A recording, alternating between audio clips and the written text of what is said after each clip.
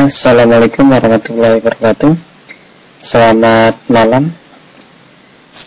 Bagaimana kabarnya? Semoga dalam keadaan sehat walafiat, teman-teman.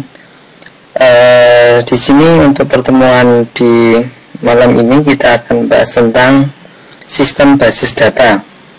Ya, di dalam sebuah sistem informasi memang dibutuhkan basis data.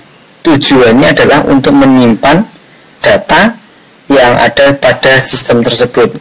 Biasanya data ini akan digunakan untuk beberapa kepentingan, yaitu mungkin dalam report atau sebuah laporan, atau untuk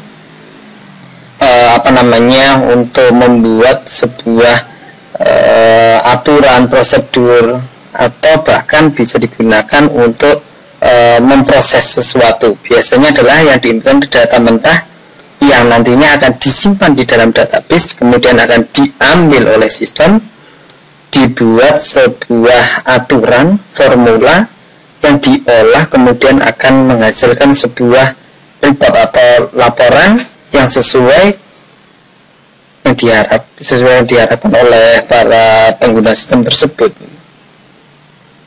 Oke, untuk yang pertama di sini nantinya kita akan pelajari di sini adalah bagaimana memahami konsep data, basis data, dan penerapan basis data. Oke, indikatornya bisa Anda lihat. Kemudian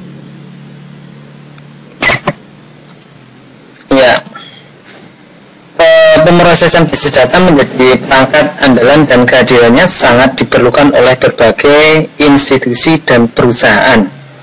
Ya, karena basis data ini biasanya digunakan oleh perusahaan yang besar, kan tidak mungkin untuk yang era digital sekarang itu data itu bersifat adalah kertas yang kita harus membuat arsip di dalam lemari yang besar untuk mengambilnya bagaimana, prosedurnya untuk pengurutannya bagaimana. Nah, kalau menggunakan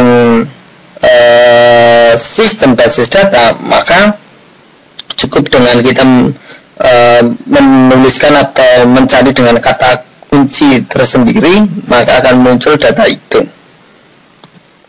Dalam pengembangan sistem informasi diperlukan basis data sebagai media penyimpanan data. Ya, salah satunya basis data berfungsi untuk menyimpan sebuah data. Kehadiran basis data dapat meningkatkan kinerja perusahaan dan dapat meningkatkan daya saing perusahaan.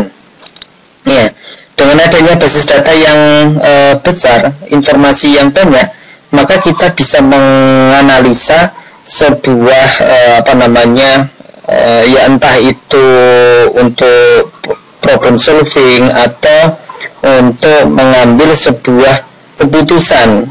Kita cukup mengambil dari data-data atau opini atau fakta yang sudah ada pada basis data tersebut. Tinggal kita mengambilnya saja, kita olah dengan pendekatan-pendekatan tertentu, dengan aturan tertentu, maka bisa menghasilkan untuk pengambilan keputusan suatu perusahaan. Basis data dapat mempercepat upaya pelayanan kepada pelanggan.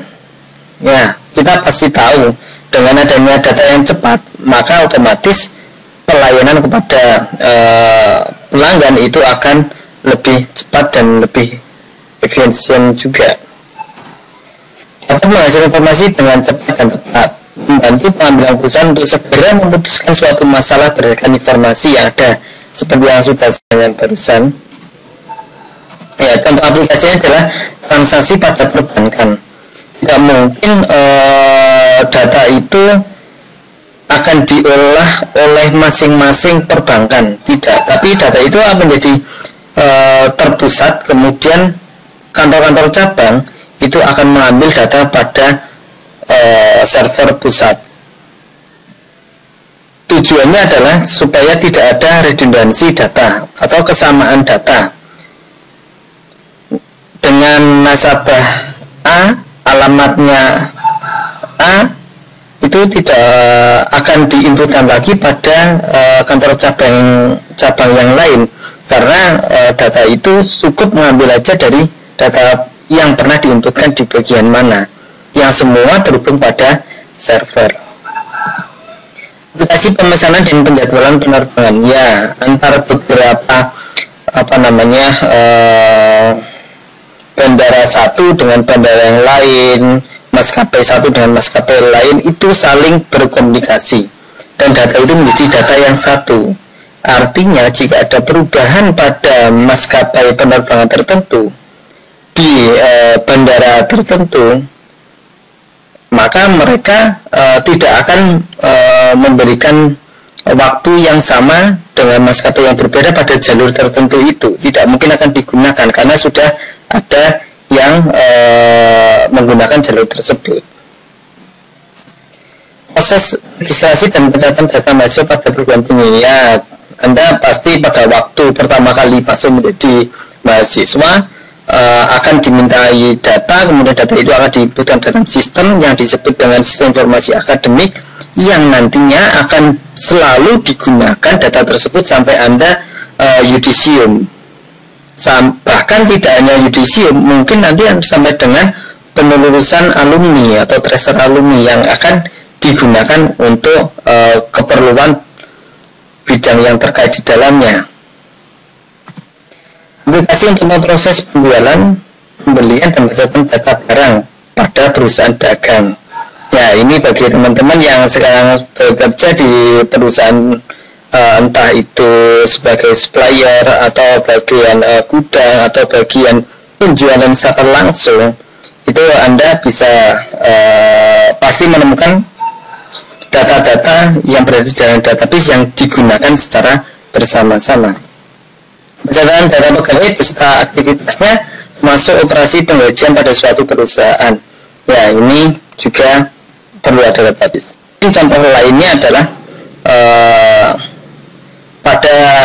pada sistem informasi kependudukan antara Capil dengan daerah desa-desa itu sudah sinkron datanya. Jadi kalau ada perubahan KK tertentu, pengajuan di desa langsung otomatis di Capil akan berubah, tinggal di Capil pengesahan kemudian cetak KK-nya. Bahkan di beberapa kecamatan sudah bisa mencetak KK baru, yang cukup mereka langsung sinkron ke Capil, kemudian divalidasi bagaimana data kependudukannya, kemudian langsung bisa untuk dicetak.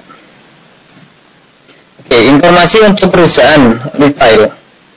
Ini pencarian jumlah penjualan, ya. Dengan data yang disimpan dalam sebuah server, maka perusahaan retail akan bisa melihat data penjualan yang berada di perusahaan yang tergabung dalam perusahaan retail tersebut. Gitu. Contohnya Alfamart, gitu. Alfamart di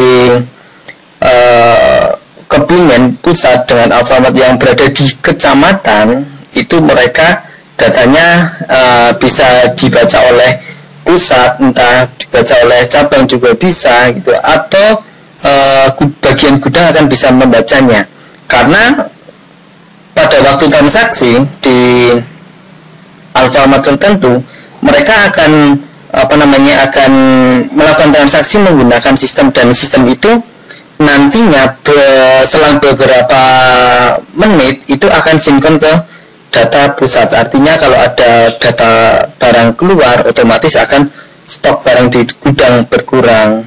Bahkan sebaliknya, nanti kalau ada barang masuk ke dalam gudang, otomatis data itu akan bertambah setelah ada bagian gudang menginputkan data secara valid. Mencari jumlah stok yang tersedia, ya, barusan sudah saya singgung juga di situ. Barang apa yang paling laku dijual pada bulan ini, lah kita bisa untuk menganalisa dalam waktu mendekati Lebaran, barang apa yang banyak dikonsumsi oleh konsumen, yang dibeli oleh konsumen akan kelihatan di situ. Kemudian di seperti yang di era sekarang yang sedang ada wabah virus corona, itu juga akan kelihatan barang apa yang sering dibeli. Mungkin Anda juga sudah tahu sendiri gitu kan, ada beberapa sabun cuci tangan, kemudian ada hand sanitizer dan sebagainya. Itu barang itu menjadi sebuah barang yang istimewa di saat sekarang. Nah, ini sebenarnya apakah data itu benar apa tidak, kita juga nggak tahu kalau tidak melihat data secara pasti yang secara fakta di dalamnya. Maka database itu akan sangat membantu dalam kegiatan untuk melihat atau menganalisa barang apa yang paling laku dijual pada bulan ini. Laba bersih perusahaan, ya. Kita bisa untuk melihat laba bersih perusahaan dengan barang stok yang terjual berapa, dengan harga beli berapa, harga jual berapa. Mereka akan mengetahui berapa kisaran laba, atau mungkin data itu perlu enggak sih barang itu di stok di toko tersebut atau di perusahaan tersebut, karena mungkin barang yang sebenarnya tidak dibutuhkan oleh masyarakat sekitar, tapi mereka menstok barang itu dengan jumlah yang banyak, akhirnya akan menghambat perhitungan laba yang kurang maksimal gitu. Seharusnya apa yang dibutuhkan di masyarakat sekitar mereka jual gitu, dengan harga promo tertentu yang ya mungkin dengan kita hanya untuk menghasilkan laba Rp50, tapi dengan jumlah barang yang banyak, mereka akan lebih banyak laba daripada mereka menjual barang yang stoknya sudah terlanjur banyak, tetapi dia dengan laba yang cukup tinggi di situ. Ya sama aja, barang yang terjual tidak terlalu banyak, dan juga peminat orang kalau saya sebagai konsumen akan membeli sesuatu di situ, juga akan saya lihat banyak nggak sih orang yang berbelanja di situ. Kalau orang yang berbelanja di situ banyak, maka otomatis di situ barang yang dijual di situ adalah barang yang banyak laku di situ itu. Entah itu di barang tertentu atau ya pelayanan yang baik, itu juga akan memberikan dampak yang positif bagi perusahaan yang menjual suatu barang. Ya, ini laba bersih bisa diambil di dalam dari data yang terjual tadi itu. Jadi laba bersih bisa diambil dari yang tadi sudah saya contohkan, barang yang dijual banyak dengan laba yang tidak terlalu tinggi pada satu item itu, tapi dijual dalam banyak, maka otomatis akan labanya tinggi daripada kita punya stok barang yang banyak dan labanya satu item itu lumayan tinggi, tapi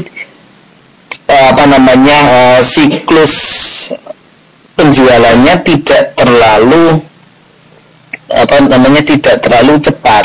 Itu juga akan menghambat sebuah perusahaan. Maka dibutuhkan data-data di dalam database penjualannya barang A itu bulan ini berapa, barang B itu berapa, berarti bisa untuk kita menganalisa untuk bulan depan kiranya yang harus kita tingkatkan itu apa itu.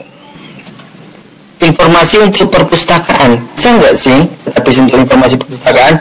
Ternyata pencarian data buku berdasarkan judul, pengarang atau kita lain dapat mudah dilakukan dengan basis data. Ya, daripada kita ke bagian langsung ke rak buku, kita mencari datanya satu persatu, kita lebih enjoy kalau kita berada di depan komputer, kita ketikkan sesuatu judul yang sesuai dengan apa yang kita harapkan ya.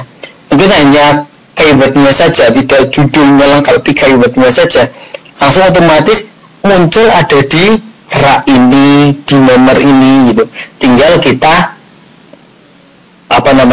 surfing atau mencari data itu langsung ke rak yang sudah tertera tadi. Pencarian data peminjaman yang terlambat mengembalikan juga mudah dilakukan sehingga bisa dibuat aplikasi pembuatan surat tagihan berdasarkan informasi yang ada. Ya, ini bagus sekali kalau seandainya di semua perpustakaan di entah dimanapun, kampus manapun atau sekolah manapun itu keterlambatan itu langsung sistem yang memberikan warning kepada si peminjam atau mahasiswa. Jadi kalau kurang 1 hari, otomatis nanti sistem akan memberikan warning berupa SMS atau berupa sebuah notifikasi yang masuk kepada perangkat mereka, mungkin di perangkat gadget atau handphone, akan muncul notifikasi peminjaman untuk buku nomor ini, judulnya ini, masa pengembaliannya adalah di tanggal ini, mungkin di hari besok, maka segera lakukan perpanjangan atau pengembalian buku supaya tidak terkena tagihan keterlambatan dengan ketentuan 1 hari berapa, 2 hari berapa dan sebagainya. Nah, itu akan enak sekali seperti itu. Dengan memanfaatkan teknologi jaringan, kemampuan basis data dapat dioptimalkan. Misalnya transaksi antar cabang pada sebuah perbankan secara online. Ya, sekarang ini sebenarnya saya jelaskan di awal ini ya. Definisi dari basis data adalah kumpulan data yang saling berrelasi. Ya. Ternyata data itu memang harus berelasi satu dengan yang lainnya. Artinya supaya tidak ada redundansi data atau kesamaan data. Ada data mahasiswa, ada data jadwal mata kuliah. Di dalam jadwal mata kuliah ada kelas. Di dalam kelas ada data mahasiswa. Berarti data kelas itu akan berelasi dengan data mahasiswa dan data jadwal berelasi dengan data kelas. Ya, jadi tidak lagi di dalam jadwal menginputkan nama, menginputkan data kelas, tidak inputan lagi.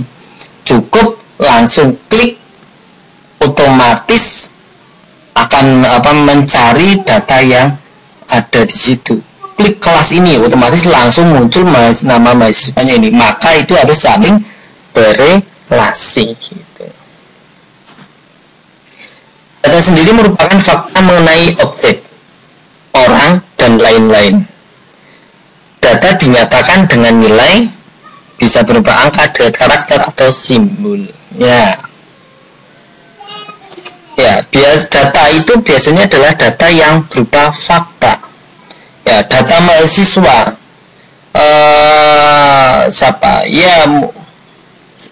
mahasiswa A itu, dia mempunyai data apa? Mempunyai data NIM, alamat, kemudian jurusan, jenis kelamin dan sebagainya. Itu adalah data fakta yang real. Ini kan bisa berupa objek, orang, dan lainnya. Data dinyatakan dengan sebuah nilai, bisa angka, data, atau simbol. Bahkan mungkin data bisa berupa gambar yang termasuk dalam simbol. Himpunan kelompok data yang saling berhubungan yang diorganisasi sedemikian rupa sehingga kelak dapat dimanfaatkan dengan cepat dan mudah. Ya, Kumpulan data yang saling berhubungan yang disimpan secara bersama sedemikian rupa tanpa pengulangan, ya, redundansi yang tidak perlu untuk memenuhi kebutuhan. Kumpulan file, tabel, arsip yang saling berhubungan yang disimpan dalam media penyimpanan elektronis, ya, pasti disimpan dalam penyimpanan elektronis, ya. Tidak lagi disimpan dalam sebuah rak. Rak itu juga disebut dengan database, tapi dia tidak berupa sistem, menggunakan sistem elektronis. Yang dimaksud di sini database ini adalah menggunakan sistemnya adalah elektronis atau elektronik, maaf, karena namanya adalah sistem informasi. Ya, tujuannya ini juga mengatur data sehingga diperoleh kemudahan, kecepatan dalam pengembalian kembali.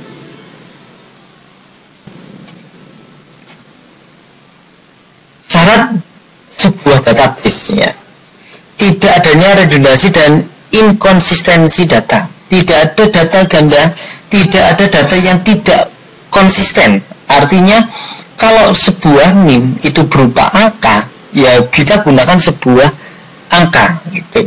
Kalau berupa huruf, ya kita gunakan sebuah huruf gitu. Huruf kalau sampai seumpama adalah kombinasi huruf dan angka, maka huruf apa yang kita gunakan? Menggunakan huruf kapital atau huruf kecil, nah, itu harus konsisten supaya nanti data itu tidak menjadi sebuah redundansi. Ada data NIM seumpama ini, ya, A113, ada juga A menggunakan huruf kapital besar A113, itu di dalam database akan dibedakan data itu. Maka harus konsisten, data itu harus konsisten.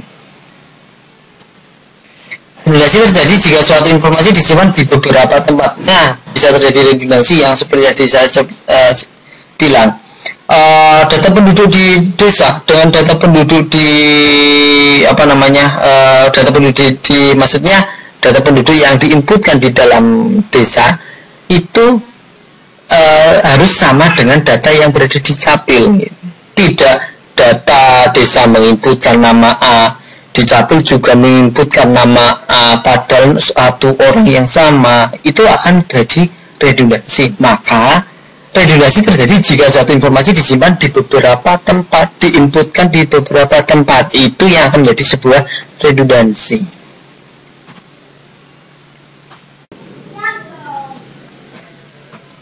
Ya, ini contoh yang lain juga seperti ini. Data mahasiswa yang memuat NIM, nama, alamat, dan atribut lainnya. Data KS mahasiswa yang isinya terdapat NIM, nama, mata kuliah, dan nilai harus diberikan di satu tempat dan di satu tempat saja, atau bisa diambil dari server tertentu. Kesulitan pengaksesan data gitu. Syaratnya harus data itu diakses dengan mudah, bukan sulit itu. Fasilitas query itu relasi koneksi dengan program aplikasi. Data itu kan diambil, disimpan dalam database menggunakan contohnya adalah MySQL gitu. Kemudian mereka akan diambil dari sistem menggunakan bahasa pemrograman PHP yang nantinya akan muncul seperti Anda menggunakan internet atau Firefox, Mozilla Firefox, Google Chrome, dan sebagainya gitu. Atau berupa sebuah aplikasi APK yang disimpan di dalam gadget Anda gitu. Sebenarnya di dalam sistem di gadget Anda itu ada aplikasi. Sebenarnya aplikasi itu berbasis web, cuma tampilannya adalah sebuah aplikasi yang nantinya aplikasi itu kalau dijalankan, dipilih, diproses, itu prosesnya melalui web yang berada di server tertentu. Kemudian web itu akan mengambil sebuah data rincian terurut, terfilter, summary data menjadikan sebuah report. Multiple user bisa digunakan oleh siapapun atau cabang manapun bisa menggunakan data itu dengan dengan syarat atau dengan apa namanya, dengan user dan password tertentu supaya bisa mengakses data tersebut. Akses ya, lebih cenderung pada aksesnya. Manfaat atau kelebihannya ini adalah kecepatan dan kemudahan, kebersamaan pemakaian, pemutusan kontrol data, efisiensi ruang penyimpanan, keakuratan, ketersediaan, kelengkapan, keamanan, kemudahan dalam pembuatan program aplikasi baru. Ya, kalau ada perubahan kita bisa gampang, tinggal data itu kita ambil, nanti kalau udah jadi programnya kita ekspor data itu ke dalam sistem yang baru, atau kita imporkan lagi ke dalam data aplikasi yang baru. Kemudian pemakaian secara bersama, kebebasan data. Ya, user view artinya bisa digunakan oleh beberapa user dengan hak akses tertentu. Operasi dasar basis data. Ya, pembuatan basis data, kemudian ada penghapusan basis data. Yang pasti dalam sebuah IT, kalau saya menanyakan ke beberapa programmer, minimal sebuah aplikasi atau basis data itu bisa ditambah, dihapus, diedit, atau cancel dalam penginputan, penghapusan, atau mengeditan sebuah data. Minimal ada itu, nambah, ada kurangi, atau menghapus, kemudian ada mengedit, minimal itu. Pembuatan file atau tabel, penghapusan file, pengubahan tabel, ya, dan penambahan atau pengisian, pengambilan data bisa diambil, bahkan juga bisa memfilter. Kemudian tidak hanya memfilter, tapi bisa untuk memberikan apa namanya report tertentu dengan operasi dasar tertentu. Nanti mohon bisa dikerjakan di tempat Anda menggunakan MS Word, boleh, yaitu nanti dikumpulkan pada waktu ya 3 hari setelah e-learning ini kita buka gitu ya. Jadi setelah kita upload, saya mohon bisa dikirimkan ke data ini. Oke, terima kasih perjumpaan kita menggunakan e-learning. Selamat malam, saya akhiri. Wassalamualaikum warahmatullahi wabarakatuh.